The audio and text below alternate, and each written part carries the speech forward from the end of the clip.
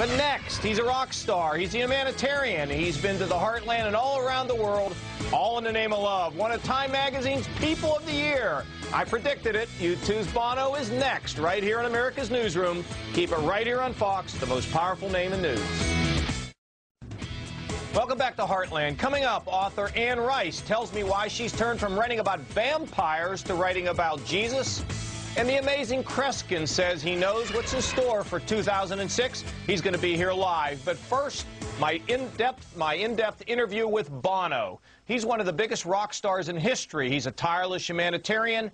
And now he's sharing the honor of being Time Magazine's 2005 Person of the Year with Bill and Melinda Gates. I sat down with the U2 frontman a while back, and we got down to the roots of his good work. Your name wasn't always Bono. One time it was Paul, and you were just a young man. Paul is dead. No, he's not. I mean, they as came Paul out McCartney and said, used to say, Paul is dead. Well, but when you were just a young boy, and now, you know, people think of you as a big star, but let's face it, there was a time when you had to search for your voice, and something must have driven you as a young man to say that I'm going to have a voice whenever I have a concern. And maybe when you were 12, you had a voice. Was there a moment back then when young Paul stood up and said to the teacher, "I've had enough"? Megalomania did start at a very early age, I'll be honest with you. But more out of just despair and dyslexia, probably.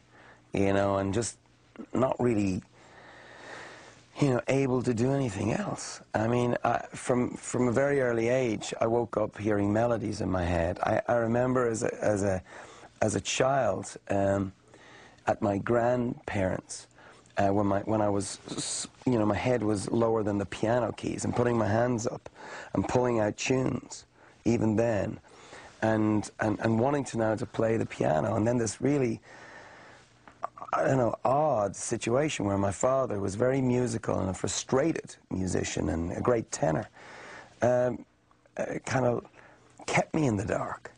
It was a really odd thing, you know, and I'm still very frustrated. I'm still musically, I still fight with the, you know, with trying to get what I hear in my head down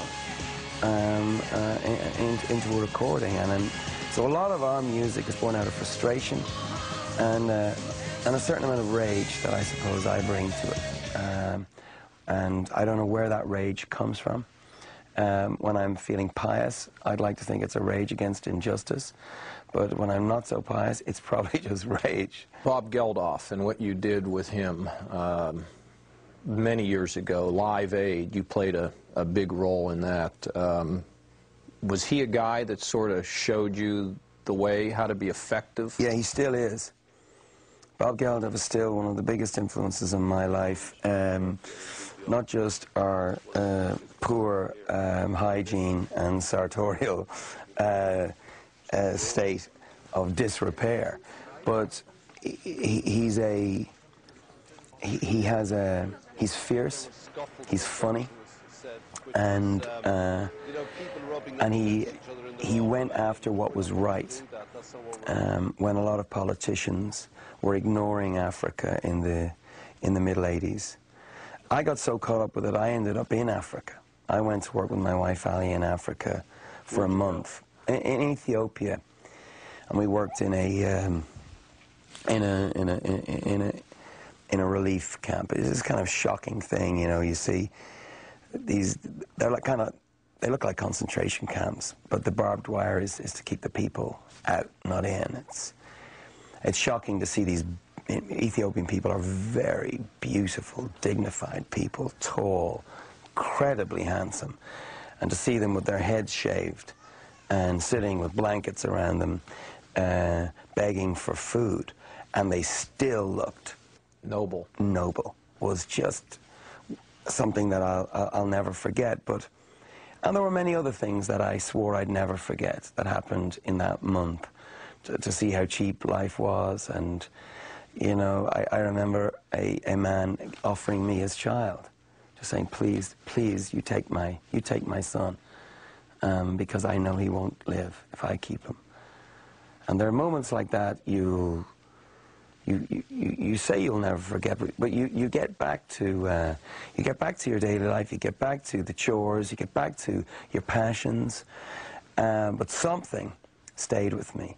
When you went to Ethiopia, the time between that moment and then, of course, the Geldof Live Aid, which was about Africa, but then you decided one day to forgive the debts of the poorest of the poor.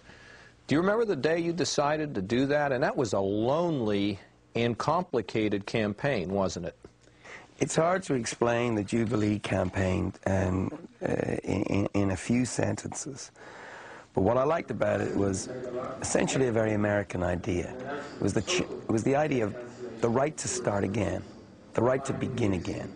Can we use the millennium as an opportunity to give countries the chance to begin again, to lose all their old debts, the debts that they themselves didn't even choose sometimes. There was just for, you know, old Cold War reasons they were given money that they now, years and years later, had still to pay back, more than they were paying on education or health or food. They were paying these old debts back to the West. When I found that for every dollar in government aid to Africa coming from the West, they owed us 8. That sent me, and I knew that if I could just get the airtime, other people would agree. The moment, I can't remember, because these things, I mean, if you're in a band and you hear one of these, it's like you actually want to put it out of your head.